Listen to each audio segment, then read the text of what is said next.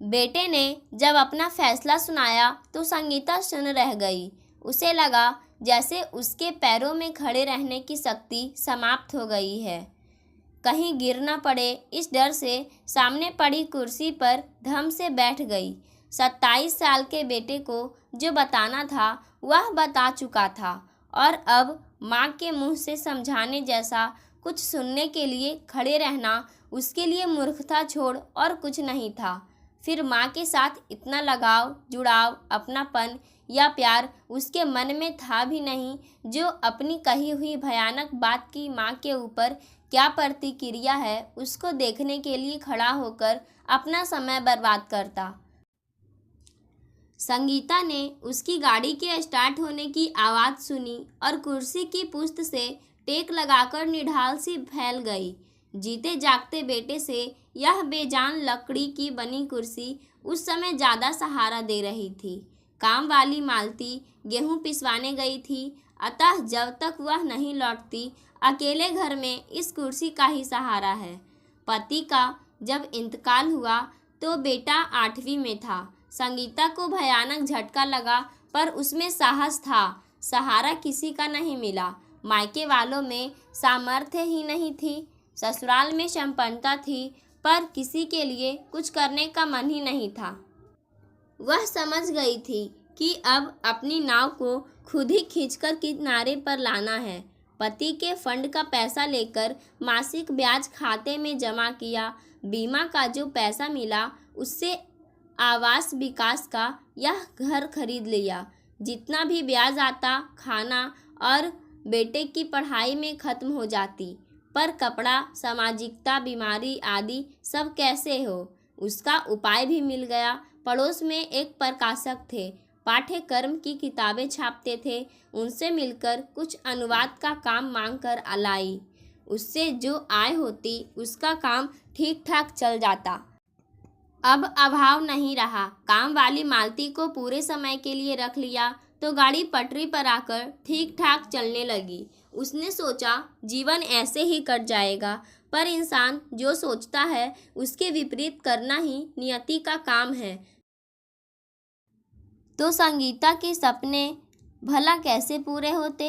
अपने सपने पूरे नहीं होंगे इसका आभास तो बेटे के थोड़ा बड़े होते ही संगीता को होने लगा था। बेटा वैसे तो लोगों की नज़रों में सोने का टुकड़ा है, पढ़ने में सदा प्रथम, कोई बुरी लत नहीं, बुरी संगत नहीं, रात में कभी देर से नहीं लौटता, पैसा, फैशनेबल कपड़े या मौज मस्ती के लिए कभी माँ को तंग नहीं करता।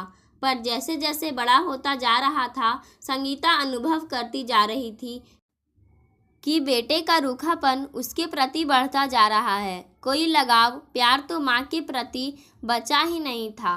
तेज बुखार में भी उठकर बेटे के लिए खाना बनाती और बेटा चाव से खाकर घर से निकल जाता।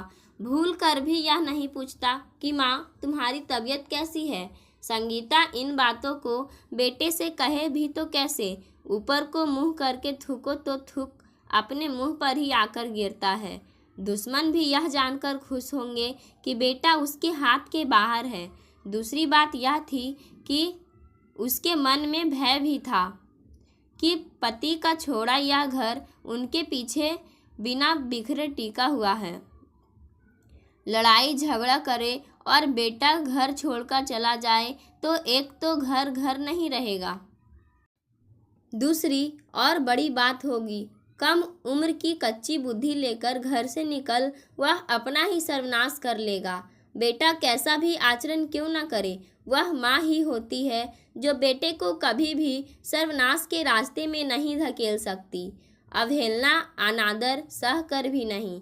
इन सब परिस्थितियों के बीच भी एक आशा की किरण टिमटिमा रही थी कि बेटा संजय MBA करके एक बहुत अच्छी कंपनी में उच्च पद पर लग गया है। सुना है ऊंचा वेतन है। हाँ, यह जरूर है कि वेतन का बेटे ने एक 10 का नोट भी उसके हाथ पर रखकर नहीं कहा कि माँ यह लो, अपने लिए कुछ ले लेना। घर जैसे पहले वह चलाती थी वैसे ही आज भी चला रही है।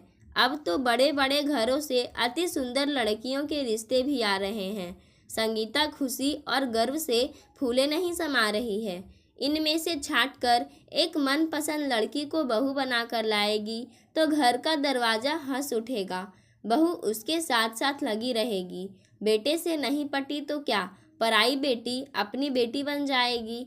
पर बेटे ने उसकी उस आशा की किरण को बर्फ के सिल्ली के नीचे दफना दिया और वह खबर सुनाकर चला गया था, जिससे उसके शरीर में जितनी भी शक्ति थी समाप्त हो गई थी और बेजान कुर्सी ने उसे सहारा दिया। आज संगीता को पहली बार लगा कि जीवन उसके लिए बोझ बन गया है, क्योंकि इंसान जीता है किसी उद्देश्य को लेकर, कोई लक्ष्य सामने रखकर। जिस समय पति की मृत्यु हुई थी तब भी उसे लगा था कि जीवन समाप्त हो गया, पर उसको जीना पड़ा। सामने उद्देश्य था, लक्ष्य था। बेटा छोटा है, उसको बड़ा कर उसका जीवन प्रतिष्ठित करना है, उसका विवाह करके घर बसाना है। मौत भी आ जाए तो उससे कुछ सालों को मोहलत मांग बेटे के जीवन को बचाना पड़ेगा। पर आज तो सारे उद्देश्य की समाप्ति हो गई। जीवन का कोई लक्ष्य बचा ही नहीं। पर बुलाने से ही मौत आ खड़ी हो, इतनी परोपकारी भी नहीं थी।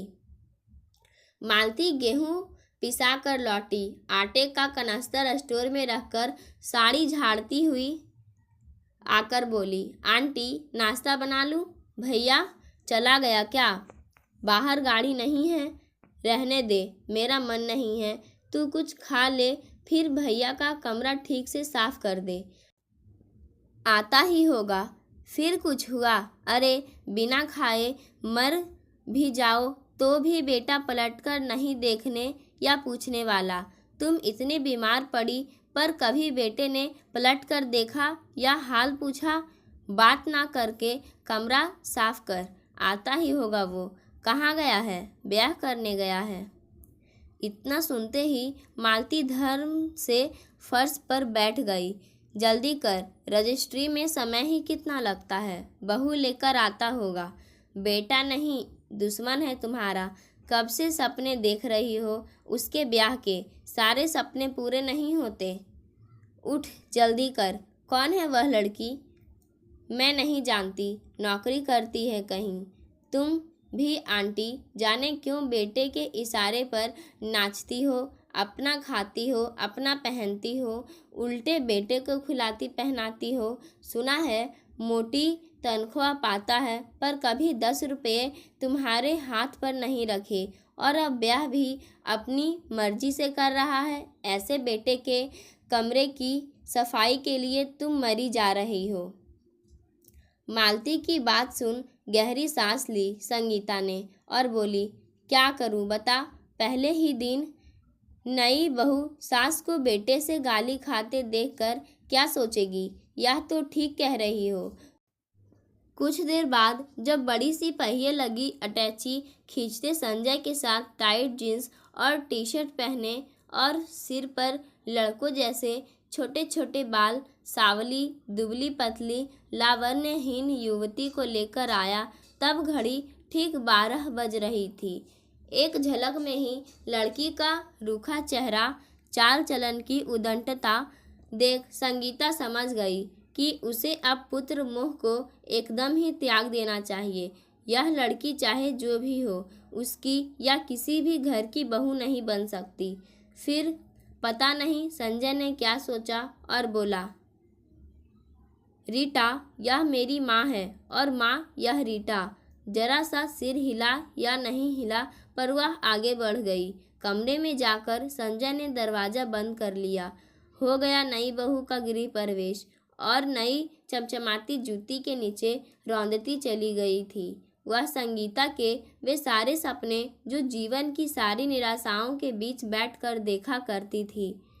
सुशील बहू, प्यारे प्यारे पोते पोती के साथ सुखद बुढ़ापे का सपना। मालती लौटकर रसोई की चौखट पर खड़ी हुई और बोली, आंटी यह औरत है या मर्द, समझ में नहीं आया। मालती इतनी मुंहफट है कि उसकी हरकतों से डरती है संगीता। पता नहीं नई बहू के लिए और क्या क्या कह डाले। पहले दिन ही वह बहू के सामने बेटे से अपमानित नहीं होना चाहती। पर यह तो सच है कि अब उसको कुछ सोचना पड़ेगा। देखा जाए तो बेटे का जो बर्ताव उसके साथ रहा उससे बहुत पहले ही उसको अलग कर देना चाहिए था, पर अनजान मोह से वह बंध कर रह गई। अब तो माँ के सहारे की उसे कोई ज़रूरत भी नहीं। अब क्यों साथ रहना। मालती ने खाना बनाकर मेज पर लगा दिया। फिर भी ना चाहते हुए संगीता ने थोड़ी खीर बनाई तो मालती फिर बौखलाई और बोली, अब ज़्यादा मत सिर पर चढ़ाओ उसे। नहीं मालती, नई बहू है, उसे तो पूरी खिलानी चाहिए। मीठा कुछ मंगाया नहीं, सोचा थोड़ी खीर ही सही। अब तुम रहने दो। कहा कि नई बहू पैंट जूता बनियान में आई है, सास के पैर छूने तक का ढंग नहीं है। लगता है कि घाट घाट का पानी पीकर इस घाट आई है। बोलती हुई कंधे झटक मालती चली गई। थोड़ी देर में दोनों अपने आप खाने की मेज पर आ बैठे। बेटा तो कुर्ता पजामा पहना था और बहू घुटनों से काफ़ी ऊंचा एक फ्रॉक जैसा कुछ पहने थी और ऊपर का शरीर आधा ढका था। बेटे से एक शब्द भी बोले बिना संगीता ने बहू को पारखी नज़र से देखा। दोनों चुपचाप खाना खा रहे थे। बहू के मुख पर भले घर की छाप एकदम नहीं थी और संस्कारों का तो जवाब ही नहीं। सास से एक बार भी नहीं कहा कि आप भी बैठिए, और तो और खाने के बाद अपनी थाली तक नहीं उठाई उसने और दरवाज़ा फिर से बंद कर लिया। उसके बाद घर का वातावरण एकदम बदल गया। यह स्वाभाविक भी था। घर में जब नई बहू आती है तो घर का वातावरण बदल ही जाता है। संगीता को भोर में उठने की आदत है। फ्रेश होकर पहले चाय बनाती थी और आराम से बैठकर चाय पीती थी। तब जाकर दिनचर्या शुरू होती थी। उस समय कभी कभी बेटा भी आ बैठता और चाय पीता था। दो चार बातें ना होती हो ऐसी बात भी नहीं थी। मामूली बातें भी होती, पर अब तो 8:30 बजे मालती चाय की ट्रे लेकर दरवाज़ा पीटती है, तब जाकर दरवाज़ा खुलता है और चाय लेने के बाद फिर से दरवाज़ा बंद हो जाता है और फिर खुलता है सीधे 9 बजने के बाद। फिर नाश्ता करने दोनों बैठते और फौरन ऑफिस निकल जाते। दोपहर का लंच ऑफिस में, शाम को लौटते, ड्रेस बदलते, फिर निकल जाते तो बाहर ही रात का खाना खाकर आधी रात को लौटते। छुट्टी के दिन भी कार्यक्रम नहीं बदलता। नाश्ता कर दोनों घूमने चले जाते। रात में खा पी कर लौटते। कभी भी बहू से परिचय नहीं हुआ। बस घर में रहती है तो आंखों में परिचित है, संवाद एक भी नहीं। जब घर में खाना होता तो खाना खाने के बाद ऐसे उठ जाती जैसे होटल में खाया हो।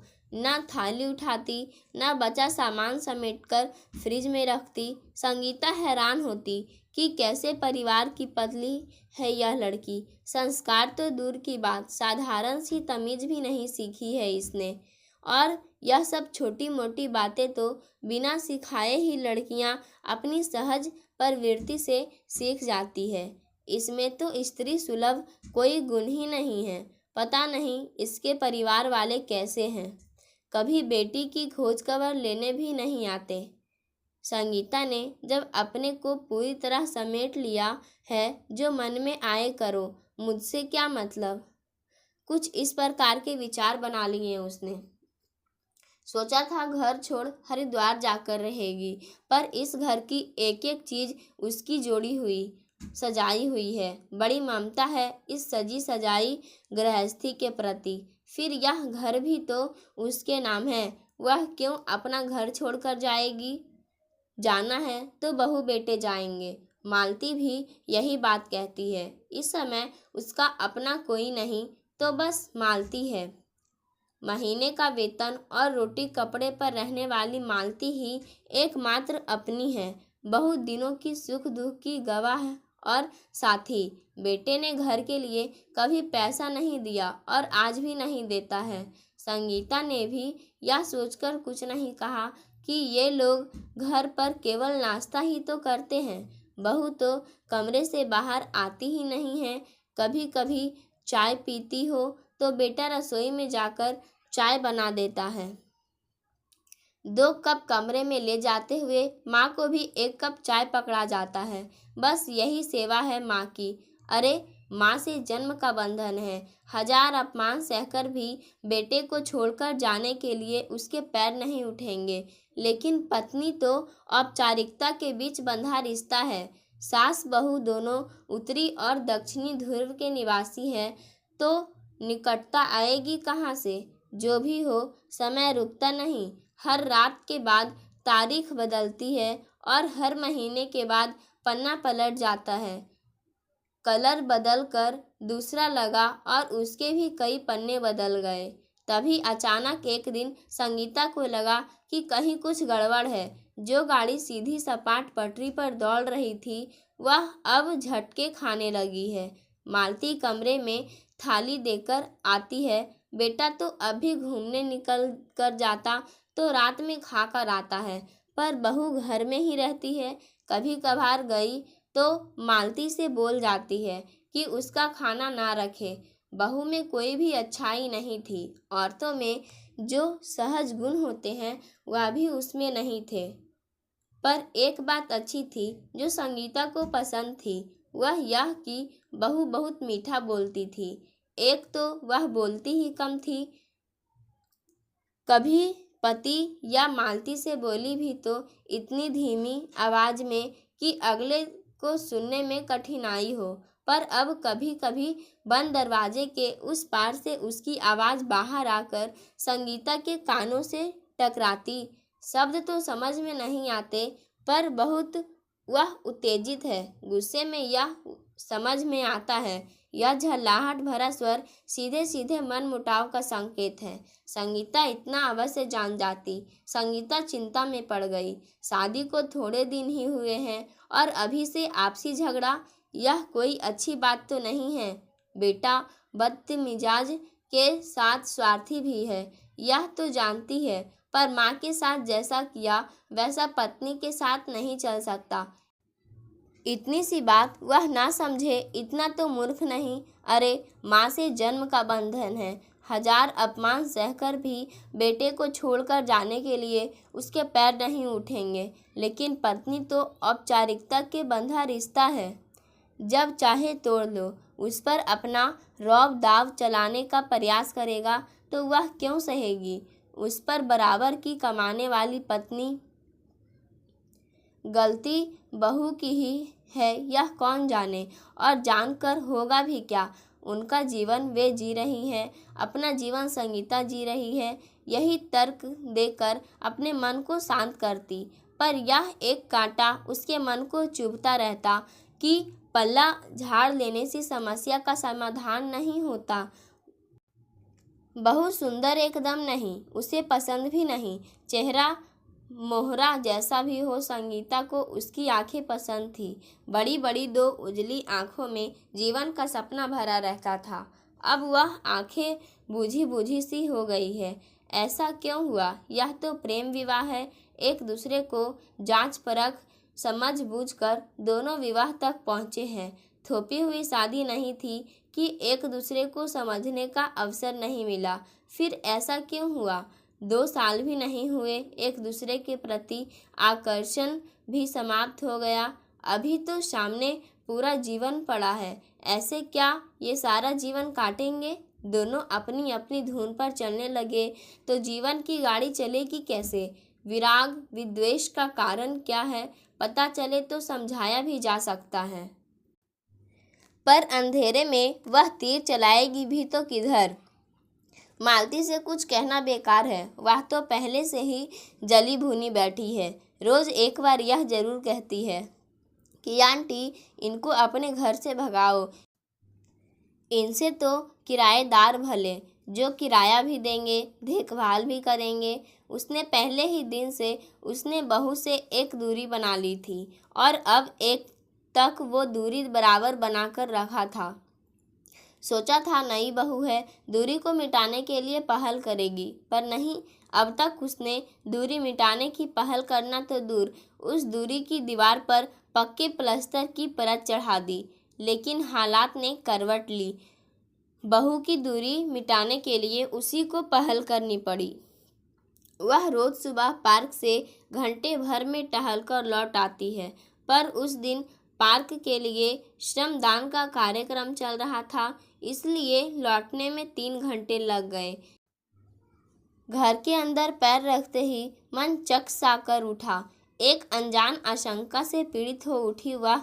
वैसे तो उसका घर शांत ही रहता है, पर आज उसे घर के अंदर अजीब सा सन्नाटा लगा। बेटे के कमरे का दरवाज़ा पूर्व की भांति बंद है, पर मालती का पता नहीं कि यह कहाँ है। पहले संगीता ने कमरे में जाकर कपड़े बदले, फिर चाय के लिए मालती को खोजती हुई पीछे के बरामदे में आई तो देखा मालती वहाँ छोटी चौकी पर सिर पकड़े बैठी थी। उसे देखते ही वह रो पड़ी। घर बर्बाद हो गया माँ जी। सुनकर सुन रह गई संगीता। क्या हुआ, रो क्यों रही है? भैया घर छोड़ गया। क्या क्या दोनों चले गए? नहीं, केवल भैया गया है।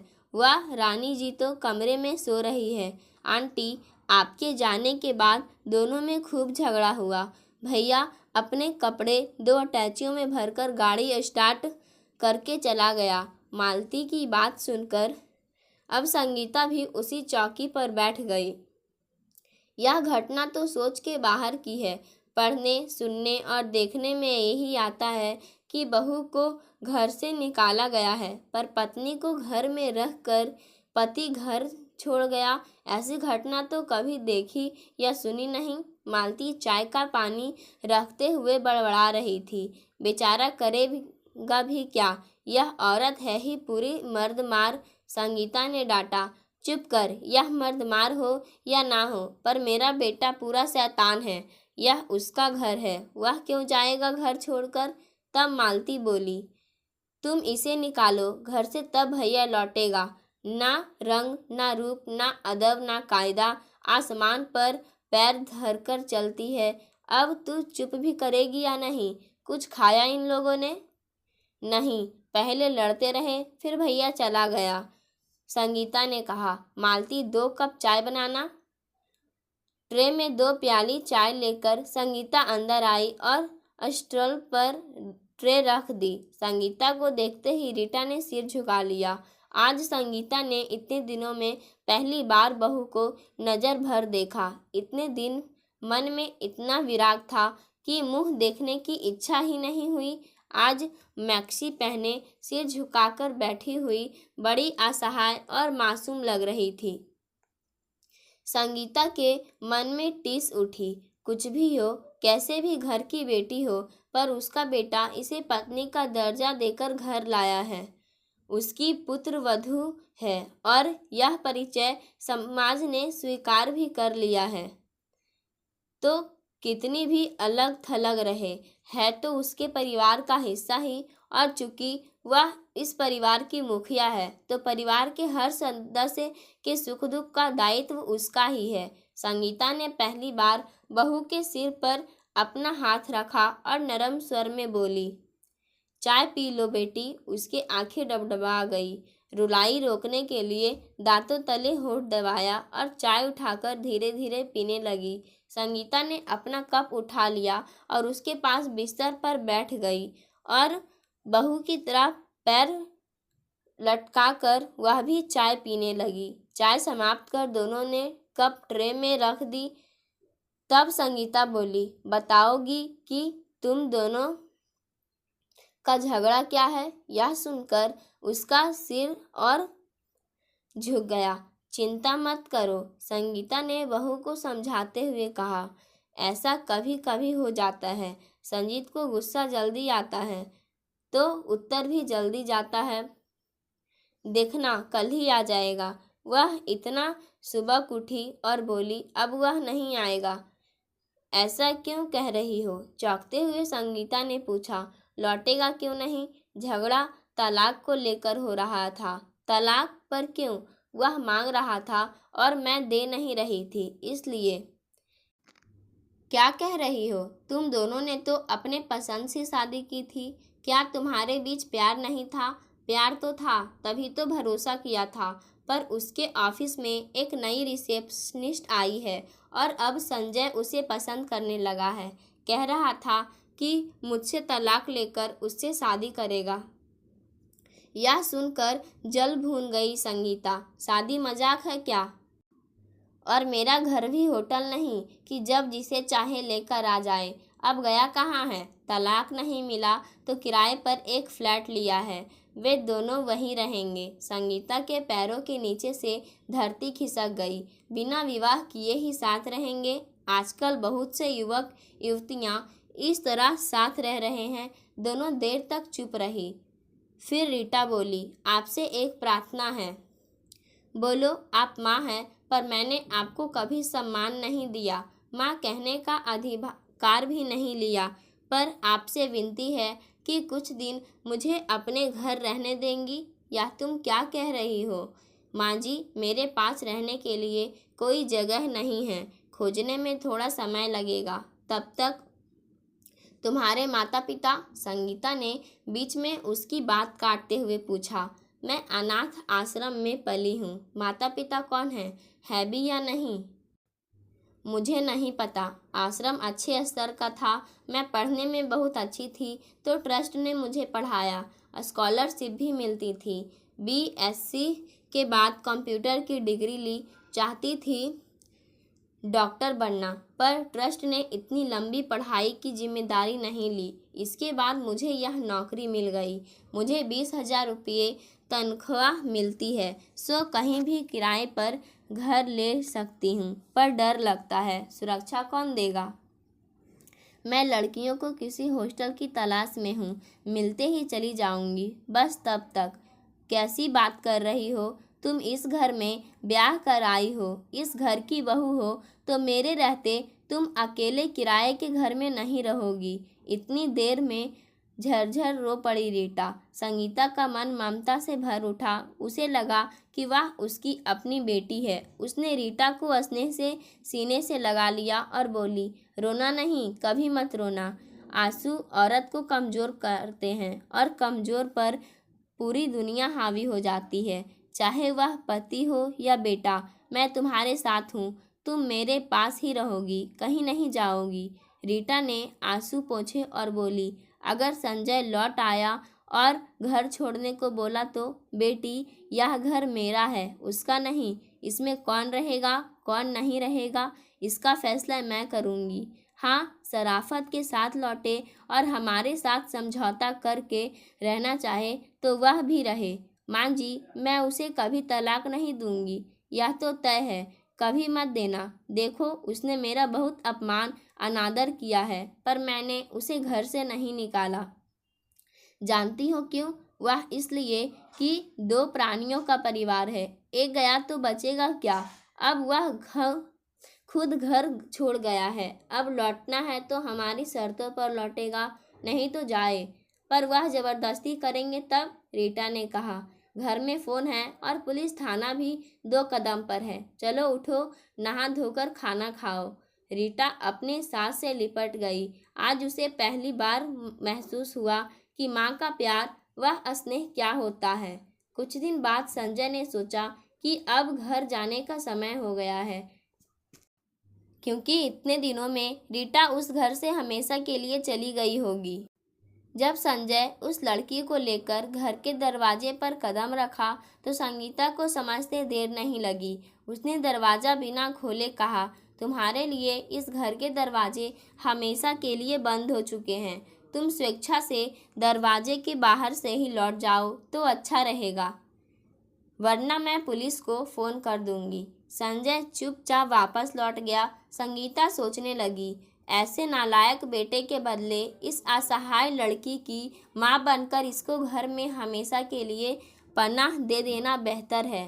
पाठकों, आज की कहानी यहीं समाप्त होती है। धन्यवाद।